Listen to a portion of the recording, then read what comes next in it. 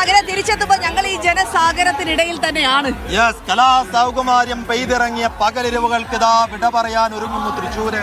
ഇനിയിപ്പോൾ നിമിഷങ്ങൾ മാത്രമാണ് നമ്മുടെ മുന്നിൽ ബാക്കിയുള്ളത്. ഈ പ്രൗഢമായ സമാപന ചടങ്ങിനും ഒപ്പം ലാലേട്ടന്റെ പാദസ്പർശനത്തിനും ഇനി ബാക്കിയുള്ളത് കുറച്ച് സമയം മാത്രമാണ്. അപ്പൊ നമുക്ക് വേദിയിൽ റിപ്പോർട്ടർ ഉണ്ടോ? വേദിയിൽ റിപ്പോർട്ടർ ഉണ്ട്, അരുൺ രാജ് ഉണ്ട്. അരുൺ വേദി ഒന്നിൽ 2 പറയേണ്ട കാര്യമില്ല. ഒരേ ഒരു വേദി മാത്രമേ ഇനി ബാക്കിയുള്ളൂ. ആ വേദി മനുഷ്യാരവങ്ങളെ കൊണ്ട് നിറഞ്ഞിരിക്കുന്നു എന്നതാണ് ചിത്രം. നേരെ പോകാം അരുൺ രാജിലേക്ക്.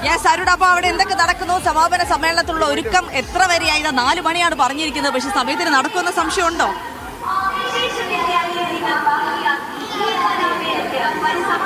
ജിൽസി സൈഫുദ്ദീൻ, സമാപന സമ്മേളനം ഏകദേശം കൃത്യം 4 മണിക്ക് തന്നെ തുടങ്ങുമെന്നുള്ള പ്രതീക്ഷയിലാണ് നമ്മൾ ഇരിക്കുന്നത്. നിലവിലുള്ളത് സൂര്യകാന്തിയിൽ, അതായത് സമാപന സമ്മേളനം നടക്കുന്ന പ്രധാനപ്പെട്ട വേദിയായ സൂര്യകാന്തിയിലാണ്. സൂര്യകാന്തി ജനസാഗരം കൊണ്ട് ജനനിബിഡമായിരിക്കുന്നു എന്ന് തന്നെയാണ് പറയേണ്ടി വരുന്നത്.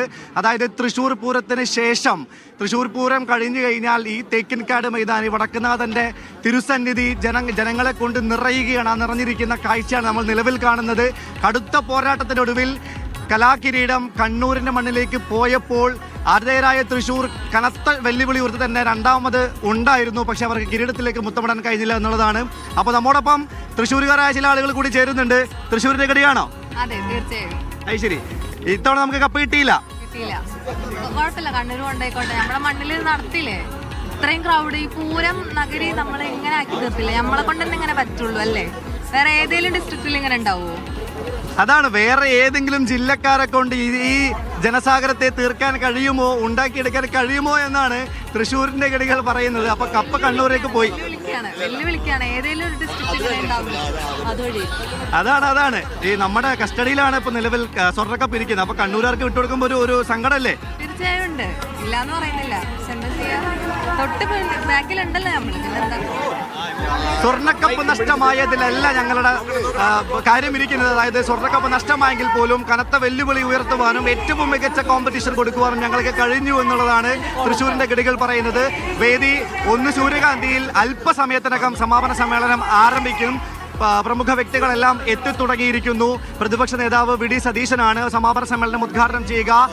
തൃശ്ശൂരുകാരെ മാത്രമല്ല, കേരളത്തിന്റെ കലാകൗമാരം മുഴുവനും, അതായത് കേരള ജനത മുഴുവനും കാത്തിരിക്കുന്നത് മോഹൻലാലിനെയാണ്. ലാലേട്ടനെ കാത്തിരിക്കുന്നു തൃശ്ശൂരിന്റെ ഗടികൾ മുഴുവനായിട്ടും.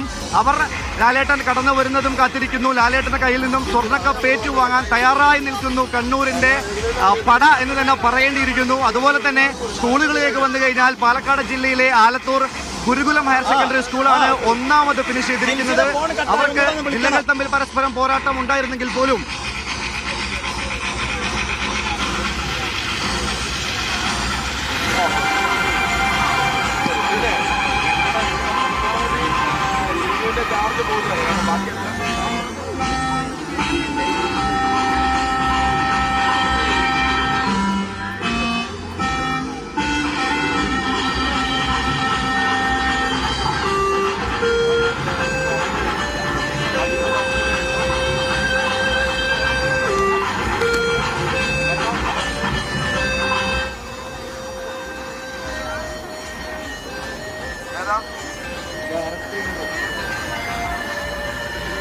മനുഷ്യ മഹാസാഗരം ഇങ്ങനെ വന്നണയുകയാണ്, ഒഴുകി അണയുകയാണ്. ഇതാ എക്സിബിഷൻ ഗ്രൗണ്ടിൽ ഒരുക്കിയ നമ്മുടെ ഈ പ്രധാന വേദിയിലേക്ക്. ഈ പ്രധാന വേദിക്കിട്ട പേര് സൂര്യകാന്തി എന്നായിരുന്നു. സൂര്യകാന്തി ഇപ്പോഴാണ് ശരിക്കും ഒന്ന് പുഷ്പിച്ച് വിടർന്ന് പരിലസിക്കുന്നത്. സുഗന്ധം പരത്തുന്നു എന്നുള്ളത് കൂടിയാണ്. ആളുകളൊക്കെ വളരെ ആവേശത്തിലാണ്. എല്ലാ തരത്തിലുള്ള മനുഷ്യരുണ്ട്, പ്രായമേറിയവരുണ്ട്, യുവാക്കളുണ്ട്, പൂക്കീസുണ്ട്, കുഞ്ഞുങ്ങളുണ്ട്, സ്ത്രീകളുണ്ട്. എല്ലാവർക്കും ഒരേ ഒരു ലക്ഷ്യം, ഉച്ചവരെ ഒരേ ഒരു ലക്ഷ്യമായിട്ടുണ്ടായിരുന്ന കല ഇപ്പോൾ 2 ലക്ഷ്യങ്ങളുണ്ട്. ഒന്ന് കലയും, ഒന്ന് ലാലേട്ടനെ കാണുക എന്നുള്ളത് കൂടിയുണ്ട്. അപ്പൊ ആ 2 ലക്ഷ്യവുമായിട്ട് വെച്ചടിച്ച് വന്ന ആളുകളുണ്ട്. പക്ഷെ പലർക്കും വേദിയിലൊന്നും സ്ഥലം കിട്ടിയിട്ടില്ല എന്നുള്ളതാണ് യാഥാർത്ഥ്യത. ഈ വേദിക്ക് പുറത്ത് സൈഡിൽ എവിടെയൊക്കെ തിക്കി നിറങ്ങി സൈഡിലൂടെ ഒന്ന് എത്തി നോക്കാനുള്ള ഒരു ഗ്യാപ്പ് കിട്ടിയാൽ മാത്രം മതി ആളുകൾക്ക്. പക്ഷെ അങ്ങനെ എത്തി നോക്കാൻ ഒരു ഗ്യാപ്പ് കിട്ടിയാലും ലാലേട്ടൻ ഇവിടുന്ന് കാണാൻ കഴിയും എന്ന് തോന്നുന്നില്ല. എങ്കിലും പ്രതീക്ഷയോടെ നിൽപ്പാണ് അസംഖ്യം മനുഷ്യർ ഈ ഓരത്ത് മുഴുവൻ. തൃശ്ശൂരിന്റെ മണ്ണിലേക്ക് എത്തുന്ന ലാലേട്ടനെ വരവേൽക്കാനായിട്ട് ഒരുപാട് ആളുകളുണ്ട്. ആ കുരുന്നുകളൊക്കെ അച്ഛനമ്മമാരുടെ തോളിലേറിയൊക്കെ കാണാനൊക്കെ ശ്രമിക്കുന്നുണ്ട്. Hello hi. ലാലേട്ടനെ കാണാൻ വന്നതാണോ? അതെ അപ്പൊ കാണാൻ പറ്റും ഇതിനിടയ്ക്ക്? കാണാൻ ചാൻസ് നോക്കണം. അതെല്ലേ, നോക്കൂടെ ഒട്ടും സ്ഥലം ഇല്ലല്ലേ?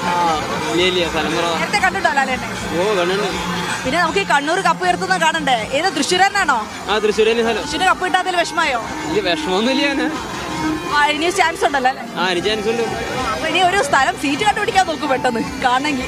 ശരി ശരി. Yes. അപ്പൊ ഇതാണ് വന്നവർക്കൊന്നും നിൽക്കാനൊന്നും ഇടമില്ല. എന്നാലും എവിടെയെങ്കിലും ഒക്കെ തപ്പി പിടിച്ച് നിൽക്കുന്നുണ്ട്. കാരണം Yes. ലാലേട്ടനെ കാണണം, കണ്ണൂർ കപ്പ് ഉയർത്തുന്നത് കാണണം, പ്രൗഢഗംഭീരമായ ഒരു സമാപന സമ്മേളനം കാണണം. കാരണം കഴിഞ്ഞ 5 ദിവസമായിട്ട് ഈ തൃശ്ശൂരിന്റെ ഗഡിയോളം നെഞ്ചേറ്റിയ ഒരു മേളയാണ് ഇപ്പോൾ കഴിഞ്ഞു പോകുന്നത്. സ്വാഭാവികമായിട്ടും അത് കാണാനും അതിൽ അവസാനമായിട്ടൊന്ന് അലിഞ്ഞു ചേരാനും എത്തുന്ന ആൾക്കൂട്ടത്തെയാണ് നമ്മൾ ഇവിടുത്തെ എക്സിബിഷൻ ഗ്രൗണ്ടിൽ കാണുന്നത്. അപ്പോൾ നമ്മൾ തൽക്കാലം ഇവിടെ വൈൻഡപ്പ് ചെയ്യുകയാണ്.